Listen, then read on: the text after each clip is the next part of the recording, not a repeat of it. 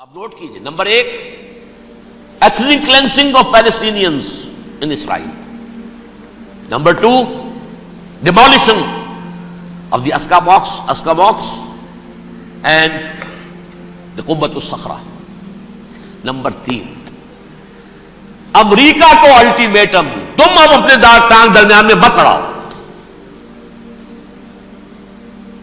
اور اس کے لیے دھمکی، اگر تم نے ہمارے معاملے میں رکاوٹ ڈالی تمہاری اینٹ سے اینٹ بجا دیں گے. نیتن یاہو نے یہ کہا تھا میں واشنگٹن میں آگ لگا دوں گا. یہ انہوں نے امریکہ میں عظیم ترین دہشت گردی کر کے امریکہ کی ایڈمنسٹریشن کو، انتظامیہ کو یہ دھمکی دے دی ہے کہ باز آ جاؤ. چنانچہ میں یہ بات کہہ کے پرسوں جمعے میں اپنی مسجد سے، مسجد دارالسلام سے نکلا، شام کو، اسی شام کو میں نے ایریل شیرون کی تقریر سن لی T V per. It is not acceptable. Don't appease the Arabs at our expense. We are not going to become Czechoslovakia. We have to depend on ourselves only and rely on ourselves only. کیا مطلب ہے اس کا؟ کس کو سنا رہا ہے؟ امریکہ بہادر، ہم تمہارے محتاج نہیں ہیں، ہم تمہارے ٹکڑے اڑا دیں گے، ٹکڑے کر دیں گے تمہارے، تم بیچ میں آؤ تو صحیح. اب اور دیکھ لو ایک نشانی ہم تمہیں دکھا دیتے ہیں. مجھے 100% یقین ہے یہ پورا ہسٹوریکل پروسیس، اور جس جگہ یہ پہنچ گیا ہے، جس کریٹیکل پوائنٹ تک یہ پہنچ چکا ہے، یہ جو بھی حملہ ہوا ہے ورلڈ ٹریڈ سینٹر پر اور پینٹاگون پر، یہ اسرائیل کا کام ہے. اسرائیل سے کم تر کسی ادارے کے لیے ممکن ہی نہیں، اس لیے کہ اسرائیل کے ایجنٹ امریکہ کے پورے نظام کے اندر جو ہے گھسے ہوئے موجود ہیں، ہر جگہ موجود ہیں.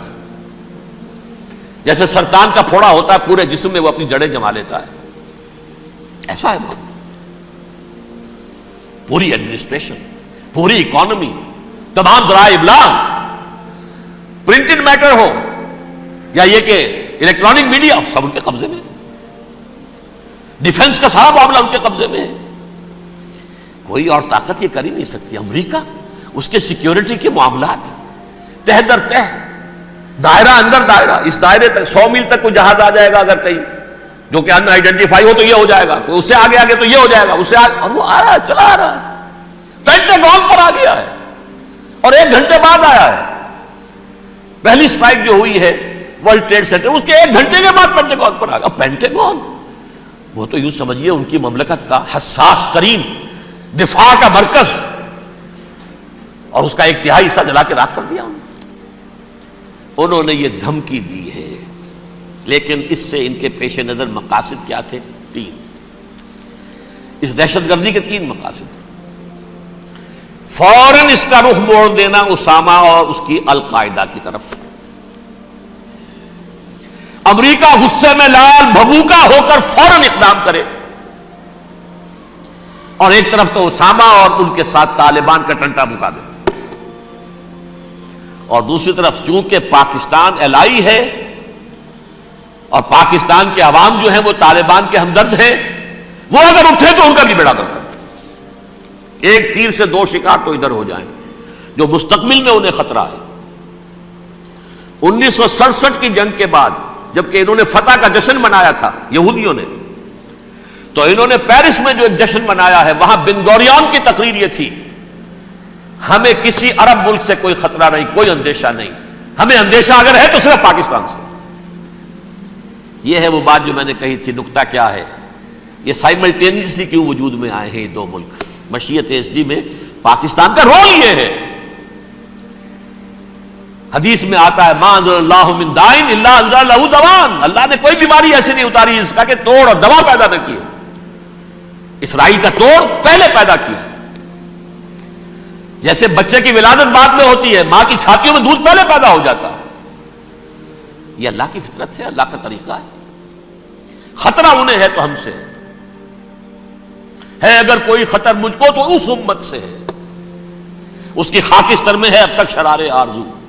یہاں کے عوام، حکومت تو ٹھیک ہے ہماری جیب میں آ گئی، عوام کے اندر ہے، یہ بھڑک سکتی ہے چنگاری.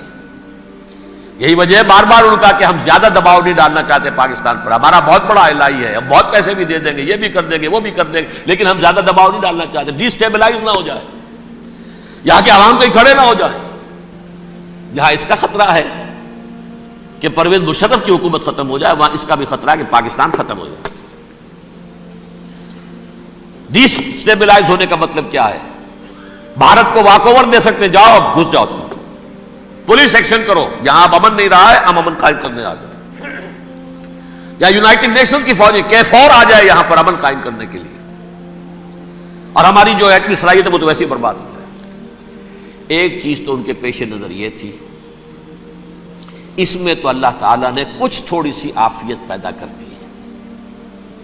ان کا خیال تھا کہ غصے میں آگ ببوکا ہو کر امریکہ جو ہے بھوکے شیر کی طرح ٹوٹ پڑے گا بس, لیکن وہاں وہ اپنے باپ کی طرح کولیشن بنانے کی فکر ہو گئی اسے. کولیشن بنتے بنتے تو وقت لگتا ہے, بستی بسنا کھیل نہیں, بستے بستے بستی ہے. دل کا اجڑنا سہل صحیح, بسنا سہل نہیں ظالم, بستی بسنا کھیل نہیں, بستے بستے بستی. کولیشن بناتے بناتے نیٹو بھی پھدکنے لگا تھا کہ ہمارے پاس انہوں نے کچھ ثبوت دیا ہی نہیں ابھی تک. اس چکر میں ایک تو وقت نکل گیا, اور دوسرے فوراً ہی ان پر آیا ہو گیا یہ تو ہمارے ساتھ کیا ہی اسرائیل نے ہے, لیکن یہ بات لیک نہیں کرنا چاہتے.